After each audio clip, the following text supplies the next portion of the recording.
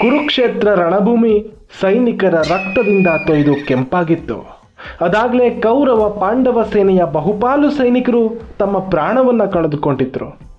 ಭೀಷ್ಮರು ಸರ್ವ ಸೇನಾಧ್ಯಕ್ಷರಾಗಿದ್ದು ಕೂಡ ತನ್ನ ಸೇನೆ ತನ್ನ ಸಹೋದರರು ನಾಶವಾಗ್ತಾ ಇದ್ದುದನ್ನು ನೋಡಿ ಅತಿ ಕ್ರೋಧಾವೇಶಗೊಂಡಿದ್ದ ಕೌರವ ತನ್ನ ಹರಿತವಾದ ಮಾತಿನಿಂದ ಭೀಷ್ಮ ಪಿತಾಮಹರನ್ನ ಘಾಸಿಗೊಳಿಸಿದ್ದ.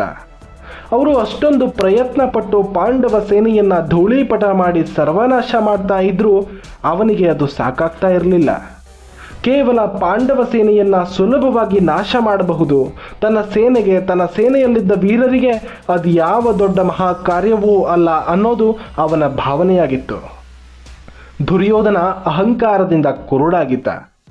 ಚಿಕ್ಕಂದಿನಿಂದಲೂ ತಾನು ಬೆಳೆಸಿಕೊಂಡಿದ್ದ ಅಸೂಯೆ, ರಾಜ್ಯದಾಹ, ತಾನೇ ಸರ್ವಶಕ್ತಿಶಾಲಿ ಅನ್ನುವಂತಹ ಅಹಂಭಾವ ಅವನನ್ನು ಆ ಸ್ಥಿತಿಗೆ ತಂದಿತ್ತು.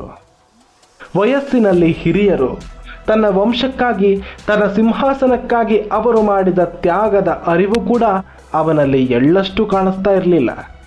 ಅವನ ಉದ್ದೇಶ ಒಂದೇ, ಪಾಂಡವರ ಸರ್ವನಾಶ, ಅವರನ್ನು ಕೊಂದು ತನಗೆ ಪ್ರತಿಸ್ಪರ್ಧಿಗಳು ಇಲ್ಲದ ಹಾಗೆ ಮಾಡಬೇಕು, ತಾನೊಬ್ಬನೇ ಈ ಸಕಲ ರಾಜ್ಯ ಸುಖವನ್ನು ಅನುಭವಿಸಬೇಕು ಅನ್ನೋದು ಅವನ ಏಕಮಾತ್ರ ಉದ್ದೇಶವಾಗಿತ್ತು.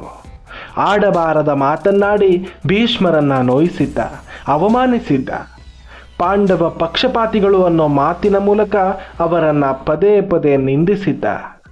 ಇಷ್ಟು ವರ್ಷ ತನ್ನ ತ್ಯಾಗ, ತನ್ನ ಶ್ರಮಕ್ಕೆ ಆಗಿರೋ ಅವಮಾನ, ತನ್ನನ್ನು ವೈಯಕ್ತಿಕವಾಗಿ ನಿಂದಿಸ್ತಾ ಇರುವಂತಹ ದುರ್ಯೋಧನನ ಅಸಂಬದ್ಧ ಮಾತುಗಳು ಆ ವೃದ್ಧ ಭೀಷ್ಮರನ್ನ ಅದೆಷ್ಟು ನೋಯಿಸಿತ್ತೋ ಅವರಿಗೆ ಗೊತ್ತು.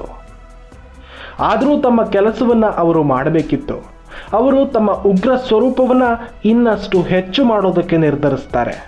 ಪಾಂಡವ ಸೇನೆಯನ್ನ ಇನ್ನಷ್ಟು ಸೆದೆಬಡಿದು ದುರ್ಯೋಧನನನ್ನ ಸಮಾಧಾನ ಪಡಿಸಬೇಕು ಅಂತ ಪ್ರಯತ್ನಿಸಬೇಕಾದ ಅನಿವಾರ್ಯತೆಗೆ ಬೀಳ್ತಾರೆ. 9ನೇ ದಿನದ ಯುದ್ಧ ಆರಂಭವಾಗುತ್ತೆ. ಈ ದಿನ ಅಭಿಮನ್ಯು ಕೌರವ ಸೇನೆಯನ್ನ ಕಾಡೋದಕ್ಕೆ ಪ್ರಾರಂಭಿಸ್ತಾನೆ. ತನ್ನ ಬಿಲ್ಲು ಬಾಣಗಳ ಮೂಲಕ ಕೌರವ ಸೇನೆಯ ಮೇಲೆ ಮುಗಿಬೀಳೋ ಅಭಿಮನ್ಯು ಇಡೀ ಯುದ್ಧ ಭೂಮಿಯಲ್ಲಿ ಮಂಡಲಾಕಾರವಾಗಿ ಸಂಚರಿಸ್ತಾ ದಟ್ಟನೆಯ ಕಾರ್ಮೋಡ ಆಕಾಶವನ್ನ ಆವರಿಸೋ ಹಾಗೆ ಕೌರವ ಸೇನೆಯನ್ನ ಆವರಿಸಿಕೊಳ್ತಾನೆ.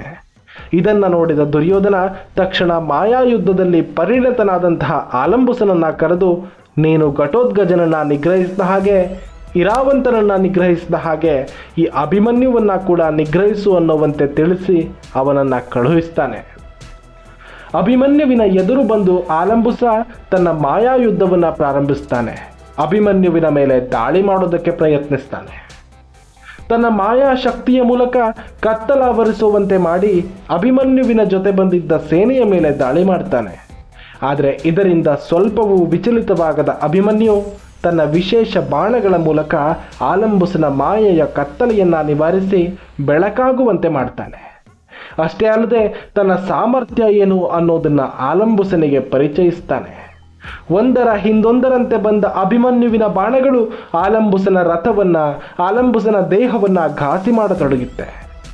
ಇದರಿಂದ ಇನ್ನು ತನ್ನಿಂದ ಅಭಿಮನ್ಯುವಿನ ವಿರುದ್ಧ ಯುದ್ಧ ಸಾಧ್ಯವಿಲ್ಲ ಅನ್ನೋದು ಅರ್ಥವಾಗಿ ಅಲ್ಲಿಂದ ಆಲಂಬುಸ ಓಡಿ ಹೋಗ್ತಾನೆ. ಇತ್ತ ತಮ್ಮ ರಥವೇರಿದ ಭೀಷ್ಮರು ಪಾಂಡವ ಸೇನೆಯ ಮೇಲೆ ತಮ್ಮ ಪ್ರತಾಪವನ್ನ ತೋರಿಸೋದಕ್ಕೆ ಪ್ರಾರಂಭಿಸ್ತಾರೆ.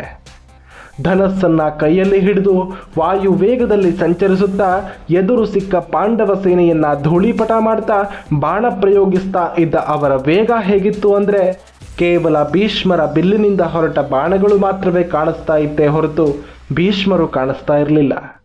ಅಷ್ಟು ಅದ್ಭುತವಾದ ಯುದ್ಧವನ್ನ ಅವತ್ತು ಭೀಷ್ಮರು ಮಾಡಿದ್ರು. ಮದವೇರಿದ ಆನೆಯೊಂದು ಹೂ ಹಣ್ಣುಗಳಿಂದ ತುಂಬಿರುವ ಮರಗಳ ನಡುವೆ ಪ್ರವೇಶಿಸಿ ಸಿಕ್ಕ ಸಿಕ್ಕ ಮರಗಿಡಗಳನ್ನು ನೆಲಸಮ ಮಾಡ್ತಾ ಸೊಂಡಿಲಿನಿಂದ ಕಿತ್ತು ಕಾಲಿನಿಂದ ತುಳಿಯುತ್ತಾ ಹೇಗೆ ಇಡೀ ಪ್ರದೇಶವನ್ನು ಚೆಲ್ಲಾಪಿಲ್ಲಿಯಾಗಿ ಅಸ್ತವ್ಯಸ್ತ ಮಾಡ್ತಾ ಇತ್ತೋ ಅದೇ ರೀತಿ ಭೀಷ್ಮರು ಪಾಂಡವ ಸೇನೆಯೊಳಗೆ ನುಗ್ಗಿದ ಕಡೆಯೆಲ್ಲ ವಿಧ್ವಂಸವನ್ನು ನಡೆಸಿದ್ರು. ಎಲ್ಲಿ ನೋಡಿದರೂ ಮುರಿದ ರಥಗಳು, ಹರಿದ ಪತಾಕೆಗಳು, ಕತ್ತರಿಸಿ ಬಿದ್ದ ತಲೆ, ಸೈನಿಕರ ಶವಗಳು, ತುಂಡಾದ ತಲೆ ಕೈಕಾಲುಗಳು, ಗಾಯಗೊಂಡ ಕುದುರೆ ಆನೆಗಳು, ಸತ್ತ ಸೈನಿಕರ ದೇಹದ ಮೇಲೆ ಹಾರುತ್ತಿರುವ ರಣಹದ್ದುಗಳು. ಆ ಭೀಕರ ದೃಶ್ಯವನ್ನ ನೋಡಿದ್ರೆ ಯುದ್ಧ ಮಾಡುವ ಧೈರ್ಯವನ್ನೇ ಕಳೆದುಕೊಳ್ಳುವ ಭಯ ಪಾಂಡವ ಸೈನಿಕರನ್ನ ಆವರಿಸಿತ್ತು. ತಮ್ಮ ಕಣ್ಣಳತೆಯ ದೂರದಲ್ಲಿ ಭೀಷ್ಮರು ಕಾಣಿಸಿದ್ರೂ ಕೂಡ ಯುದ್ಧ ಬಿಟ್ಟು ಓಡೋದಕ್ಕೆ ಆರಂಭಿಸ್ತಾರೆ. ಅಂತಹ ಯುದ್ಧವನ್ನ ಭೀಷ್ಮರು ಅವತ್ತು ಮಾಡಿದ್ರು. ಚೆಲ್ಲಾಪಿಲ್ಲಿಯಾಗಿ ಚದುರಿ ಪ್ರಾಣಭಯದಿಂದ ಓಡ್ತಾ ಇರೋ ಸೈನಿಕರನ್ನ ನೋಡ್ತಾನೆ ಶ್ರೀಕೃಷ್ಣ ಪರಮಾತ್ಮ. ಪ್ರಾಣ ಉಳಿದ್ರೆ ಸಾಕು ಅನ್ನೋ ಭಯದಿಂದ ತತ್ತರಿಸಿ ದಿಕ್ಕಾಪಾಲಾಗಿ ಓಡುವವರನ್ನ ತೋರಿಸಿ ಅರ್ಜುನನಿಗೆ ಹೇಳ್ತಾರೆ ಕೃಷ್ಣ, ಪಾರ್ಥ ಅಲ್ಲಿ ನೋಡು, ಭೀಷ್ಮರ ಬಾಣಗಳಿಗೆ ಹೆದರಿ ಓಡ್ತಾ ಇರೋ ನಿನ್ನ ಪಕ್ಷದ ಸೈನಿಕರನ್ನ ನೋಡು, ಭೀಷ್ಮರಿಂದ ನಾಶವಾಗ್ತಾ ಇರೋ ನಿನ್ನ ಸೈನ್ಯವನ್ನ ನೋಡು, ಅವರಲ್ಲಿ ಉಂಟಾಗಿರೋ ಆ ಭಯವನ್ನ ನೋಡು. ನೀನು ಈ ಹಿಂದೆ ಭೀಷ್ಮ ದ್ರೋಣರನ್ನ ಸೋಲಿಸ್ತೀನಿ ಅನ್ನೋ ಮಾತನಾಡಿದ್ದೀಯ. ಆ ಸಮಯ ಈಗ ಬಂದಿದೆ. ನೀನಾಡಿದ ಮಾತನ್ನ ನಿರೂಪಿಸಿಕೊಳ್ಳುವಂತಹ ಸಮಯ ಈಗ ನಿನ್ನ ಪಾಲಿಗೆ ಬಂದಿದೆ. ಈಗ ನೀನು ಭೀಷ್ಮರನ್ನ ನಿಯಂತ್ರಿಸದೇ ಇದ್ರೆ ನೀನಾಡಿದ ಮಾತನ್ನ ನೆನಪಿಸಿಕೊಂಡು ಪ್ರಪಂಚ ನಿನ್ನನ್ನು ಆಡಿಕೊಂಡು ನಗುತ್ತೆ. ಅರ್ಜುನನಿಂದ ತನ್ನ ಸೇನೆಯನ್ನ ಕಾಪಾಡಿಕೊಳ್ಳೋದಕ್ಕೆ ಸಾಧ್ಯವಾಗಲಿಲ್ಲ ಅಂತ ನಿನ್ನನ್ನು ಕೇವಲವಾಗಿ ನೋಡ್ತಾರೆ. ಅದು ನಿನಗಾಗುವ ಅವಮಾನ ಅಲ್ವಾ? ಅದಕ್ಕಾಗಿ ನೀನು ಈಗಲೇ ಭೀಷ್ಮರ ವಿರುದ್ಧ ಯುದ್ಧ ಮಾಡಿ ಅವರನ್ನು ನಿಗ್ರಹಿಸು. ಇಲ್ಲದೇ ಇದ್ರೆ ನಾಳೆಗೆ ಯುದ್ಧ ಮಾಡೋದಕ್ಕೆ ನಿನ್ನ ಬಳಿ ಯಾವ ಸೇನೆಯೂ ಉಳಿಯೋದಿಲ್ಲ ಅಂತ ಅರ್ಜುನನಿಗೆ ಹೇಳ್ತಾನೆ. ಅರ್ಜುನನ ರಥವನ್ನ ಭೀಷ್ಮರೆದುರು ತಂದು ನಿಲ್ಲಿಸ್ತಾನೆ ಶ್ರೀಕೃಷ್ಣ ಪರಮಾತ್ಮ. ತನ್ನೆದುರು ಬಂದು ನಿಂತ ಕೃಷ್ಣಾರ್ಜುನರನ್ನ ನೋಡಿದ ಭೀಷ್ಮರು ಅರ್ಜುನನ ಮೇಲೆ ಬಾಣಗಳ ಮಳೆಯನ್ನೇ ಸುರಿಸ್ತಾರೆ. ಅರ್ಜುನನ ಮೇಲೆ, ರಥದ ಮೇಲೆ, ಕುದುರೆಗಳ ಮೇಲೆ, ಕೃಷ್ಣನ ಮೇಲೆ ಎಲ್ಲೆಂದರಲ್ಲಿ ಬಾಣಗಳನ್ನು ಪ್ರಯೋಗಿಸ್ತಾರೆ. ಅರ್ಜುನ ಕೂಡ ಭೀಷ್ಮರ ಮೇಲೆ ಅದೇ ರೀತಿಯ ದಾಳಿಯನ್ನ ಮಾಡ್ತಾನೆ. ಭೀಷ್ಮರ ಪರಾಕ್ರಮದ ಎದುರು ಅಷ್ಟೇ ಅದ್ಭುತವಾಗಿ ಅರ್ಜುನ ಎದುರು ನಿಂತು ಹೋರಾಡಿ ಎರಡೆರಡು ಬಾರಿ ಭೀಷ್ಮರ ಧನಸ್ಸನ್ನ ಮುರಿದು ಹಾಕ್ತಾನೆ. ಇದರಿಂದ ಇನ್ನಷ್ಟು ರೊಚ್ಚಿಗೆದ್ದ ಭೀಷ್ಮರು ತಮ್ಮ ಸಾಮರ್ಥ್ಯವನ್ನ ಇನ್ನಷ್ಟು ಪ್ರದರ್ಶಿಸ್ತಾರೆ. ಅವರ ಬಾಣಗಳನ್ನು ತಡೆದು ನಿಲ್ಲೋದಕ್ಕೆ ಅರ್ಜುನನಿಂದ ಸಾಧ್ಯವಿಲ್ಲ ಅನ್ನುವಷ್ಟರ ಮಟ್ಟಿಗೆ ಅವನನ್ನ ಕಾಡ್ತಾರೆ. ಅವರೆದುರು ನಿಂತು ಯುದ್ಧ ಮಾಡೋದು ಕೂಡ ಅರ್ಜುನನಿಗೆ ಸಾಧ್ಯವಾಗ್ತಾ ಇರಲಿಲ್ಲ. ಆ ರೀತಿ ಇತ್ತು ಅವರ ಪರಾಕ್ರಮ. ಇದನ್ನೆಲ್ಲ ಶ್ರೀಕೃಷ್ಣ ನೋಡ್ತಾನೇ ಇದ್ದ. ಅಷ್ಟೊತ್ತಿಗೆ ಭೀಷ್ಮರು ಪ್ರಯೋಗಿಸಿದ ಬಾಣವೊಂದು ಕೃಷ್ಣನ ಹಣೆಗೆ ತಾಕಿ ಕೃಷ್ಣನನ್ನ ಘಾಸಿಗೊಳಿಸುತ್ತೆ. ಕೃಷ್ಣನ ಕಣ್ಣುಗಳು ಕೋಪದಿಂದ ಕೆಂಪಾಗಿತ್ತು. ಇಷ್ಟೊತ್ತು ತಾಕಿದ ಬಾಣಗಳಿಂದ ವಿಚಲಿತನಾಗದಂತಹ ಕೃಷ್ಣ ಅದ್ಯಾಕೋ ಈ ಒಂದು ಬಾಣಕ್ಕೆ ತೀವ್ರವಾಗಿ ಕೋಪಗೊಂಡಿದ್ದ. ಕೈಯಲ್ಲಿ ಹಿಡಿದಿದ್ದ ಕುದುರೆಯ ಲಗಾಮನ್ನ ಹಾಗೂ ಚಾಟಿಯನ್ನ ರಥದಲ್ಲೇ ಎಸೆದು ರಥದಿಂದ ಕೆಳಕ್ಕೆ ಧುಮುಕಿದ್ದ. ಅರ್ಜುನನಿಗೆ ಏನೂ ಅರ್ಥವಾಗ್ತಾ ಇಲ್ಲ.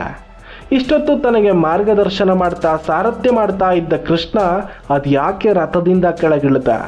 ಅವನ ಕೋಪಕ್ಕೆ ಕಾರಣ ಏನು ಅನ್ನೋದು ಅರ್ಥವಾಗಲಿಲ್ಲ. ಅರ್ಜುನ, ಅದೆಷ್ಟು ಬಾರಿ ನಿನಗೆ ತಿಳಿಸಿದ್ರೂ ಕೂಡ ನೀನು ನಿನ್ನ ಚಾಳಿಯನ್ನ ಬಿಡಲಿಲ್ಲ.